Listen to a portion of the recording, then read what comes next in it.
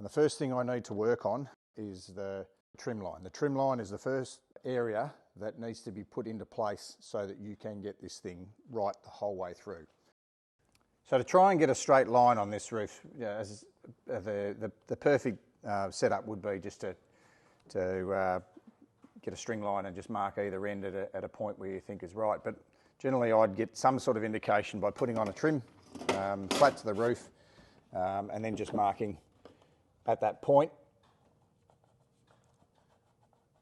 where we want this mesh to sit flat across this roof. That might be slightly low because you've got a little bit of an angle here, a 2 to 3 degree angle, and because of that, that might be slightly low. But what I'd probably do, the easiest way to come up with an even line across here for me would be to find out how low that is compared to the top of the capping, whether it's 5 mil, 20 mil, 500 mil, it doesn't really matter. And I'm looking at about 50 mil there.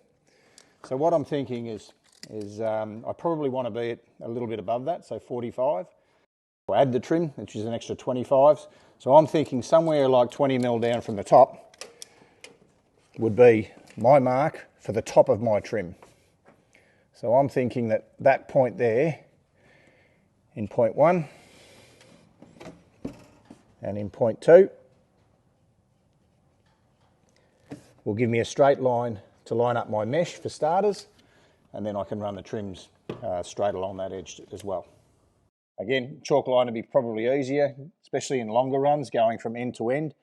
But those two marks now are the height of where I'm going to run the trim, and I would suggest that the mesh, where you start pre-fitting the mesh, is just under that line. So then what we'll do is this, when you finally put this trim on, that will cover the mesh.